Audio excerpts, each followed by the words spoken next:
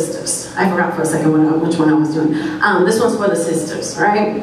You know, men be calling us out our names sometimes, saying we crazy, calling us the B word, you know, just calling us out. But you know what? Sisters should be crazy. So that's what this piece is called. Sisters should be crazy, insane, fuming with rage, crazy from oppression and mixed messages, since sisters are just learning to be selfish, so please excuse us if we haven't got it down right yet. Holding our tongues has made it weak, inexperienced, and difficult to speak. So when we finally let it go, it can come out as incoherent ramblings and pent-up misgivings, cussing and fussing about what seems like nothing, but it's everything to us. Since birth, we were brought up to populate this earth, taking care of everyone but ourselves. Mind your man, then mind your business when he brings home his mistress's children. Raised with the possibility to raise children by ourselves, ingrained with the strength to live and die by ourselves, like we're supposed to be super beings from another species that don't feel, can go days without sleep, and pawns to serve a man's needs. You see, slavery, it was a success. Over 100 years later, and their plans continue to grow and have penetrated our psyche. They've molded us like robots that speak their language, worship their gods, and obey their laws. So with two sides trying to pull our consciousness in half, sisters should be crazy.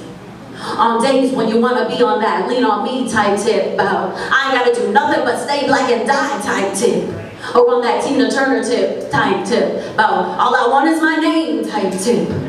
People want to judge her and violate her for her God-given assets, which quickly become liabilities when a man gets that look in his eye and her safety is now an issue. And her value gets broken down to the fabric she chooses to shield her skin in, or the lack of it, and she is no longer a single entity of woman, but a whore to be ostracized and brutalized for being that damsel that refuses to be distressed, repressed from showing the cleave of her breast from those men who don't have the willpower to control their dicks. It makes me sick to think that I should censor my thoughts, swallow my pride, when he is born on the same day, same race, same place, but his words have more value than mine.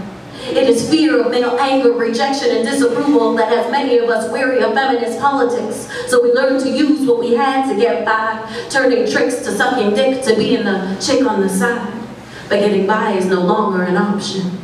The seeds of division between sisters and brothers were sown during the civil rights movement, for behind every man there was a sister who helped him take a stand and receive glory.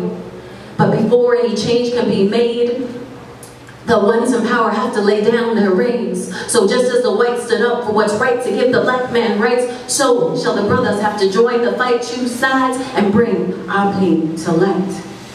Brothers, know that when we rise, we will not let you fall. Don't fear our strength, for it is us that made you strong.